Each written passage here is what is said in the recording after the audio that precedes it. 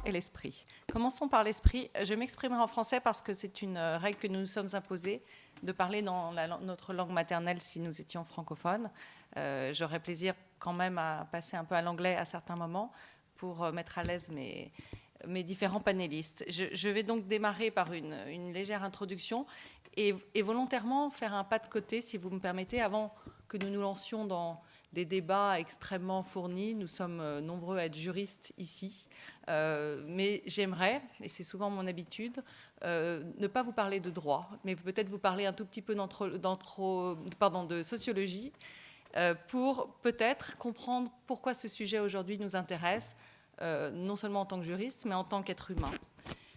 Ce qui est intéressant lorsqu'on se penche sur l'histoire des civilisations et qu'on prend le temps de décrypter ce qu'on appelle en psychanalyse les représentations, à travers notamment l'histoire de l'art, ce qui est intéressant, c'est de regarder ce que nous ont laissé les civilisations passées. D'une part, et à la nuit des temps, si l'on regarde les objets d'art, les quelques rares objets d'art qui ont été laissés par les hommes préhistoriques, on a que ces magnifiques statues sur la fécondité. Et elles disent beaucoup de cette époque-là, de la notion de survie et de fécondité, donc, sur laquelle nos ancêtres avaient intérêt à se pencher de manière très sérieuse. C'était ça leur préoccupation. La statuaire antique, qu'elle soit grecque ou romaine, nous donne l'image d'un citoyen tout à fait politique, un être guerrier, mais aussi un être au centre d'une cité. C'est l'idée que l'on se fait aujourd'hui de cette civilisation-là qui nous a laissé en héritage la démocratie. En sautant évidemment de siècle en siècle, on peut penser à tout l'art religieux du Moyen-Âge qui nous donne aussi certainement l'idée de ce qu'était à l'époque la préoccupation de nos ancêtres, tournée vers le divin, à la recherche d'un monde meilleur, peut-être ailleurs. Et puis, à nouveau, à saute-mouton sur les siècles, tout ce qui ressemble à de la peinture ou de l'art au XIXe siècle nous explique l'avènement du peuple à travers certains peintres, et le musée d'Orsay est une magnifique représentation, une magnifique, non pas représentation, mais une magnifique caverne d'Ali Baba avec de nombreux peintres.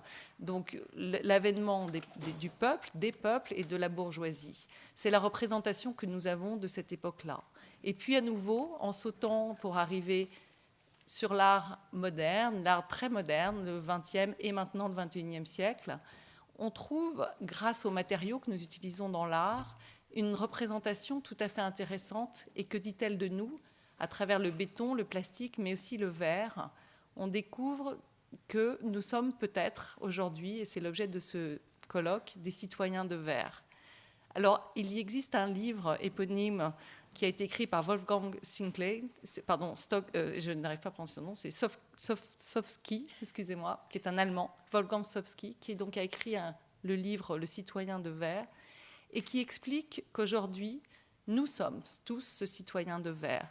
Nous sommes écartelés entre un désir irrépressible d'exhibitionnisme et également la peur d'une surveillance et d'une transparence totale.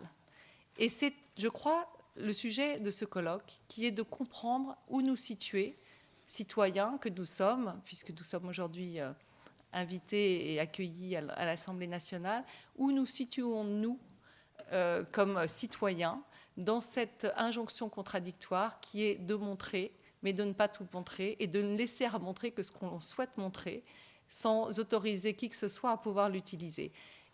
Et pour devenir maintenant un peu plus juriste, après cette rapide introduction du fond des âges et dans la sociologie qui nous anime, qui anime du moins nos réflexions, il est important de comprendre ce qui se passe depuis plus d'une dizaine d'années, et en tout cas depuis le 10 juillet dernier, sur les législations européennes, sur les dernières réglementations qui permettent aujourd'hui, nous l'espérons, à l'Union européenne de trouver un nouveau rythme réglementaire qui autorise un transfert des données internationales au-delà des océans, en particulier celui atlantique, bien sûr. Ça va être l'un de nos sujets avec nos invités qui nous viennent des États-Unis. Mais de manière générale, nous pencher sur ce que signifie aujourd'hui la réglementation relative au transfert international des données entre exhibitions, c'est-à-dire notre désir, de fournir des informations, de nous rendre transparents, mais également le besoin que nous avons en tant que citoyens, la demande que nous avons aux États de nous protéger. Et c'est donc le sujet exactement de cette première table ronde, puisque nous allons nous pencher sur les différents éléments qui constituent ce nouveau framework européen. Et mes invités, que je vais très rapidement présenter parce qu'ils sont tous si prestigieux qu'il faudrait l'heure entière dédiée à ce panel pour présenter leur biographie. Et grâce aux outils dont nous allons parler et qui sont à la fois merveilleux et compliqués, mais qui sont à votre disposition, vous pourrez trouver l'intégralité de leur biographie sur le web. Je voudrais simplement dire quelques mots très rapidement et commencer peut-être par Christiane Ferralschul, qui est, j'allais dire, à l'extrême droite, avec un mauvais jeu de mots, puisque nous sommes à l'Assemblée nationale, en tout cas à l'extrême droite de cette table, et dire simplement en quelques mots que, bien entendu, Christiane, vous êtes ancienne bâtonnière de Paris, vous êtes aussi ancienne présidente du Conseil national des barreaux, mais surtout, ce qui nous intéresse ici, c'est que, pour l'avoir personnellement vécu comme jeune avocate ayant prêté serment à 24 ans, vous êtes la pionnière, une des grandes et rares pionnières en France du droit des nouvelles technologies. Donc nous sommes vraiment très heureux de vous accueillir. Et puis vous êtes également membre non seulement du barreau de Paris, mais du barreau de Québec.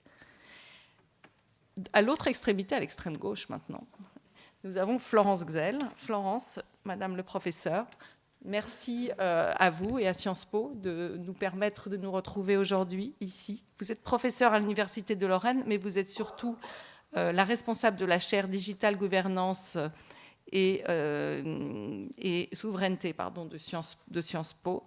Et vous êtes cette année professeur invité à l'Université de Stanford. Vous êtes une grande spécialiste, et il y en a très peu en France, du droit américain et du droit européen. Vous êtes capable de travailler sur des systèmes comparatifs, ce qui est rare et précieux pour les praticiens dont je suis. Et cette double spécialité vous a amené à devenir également une spécialiste des nouvelles technologies. Et vos sujets en ce moment de travaux, notamment, on en reparlera, sont tournés vers l'intelligence artificielle. À ma droite, à nouveau, ou peut-être commencerai par la gauche et je parlerai anglais pour finir. Donc à ma gauche, à nouveau, moins extrême peut-être, centre-gauche.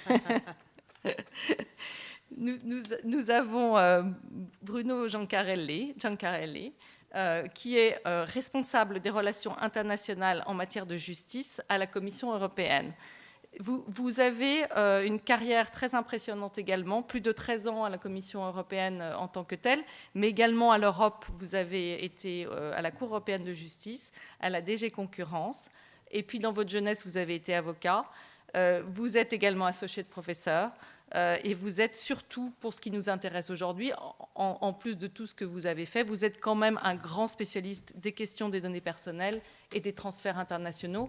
Et c'est sur ces points en particulier que nous serons heureux de vous entendre.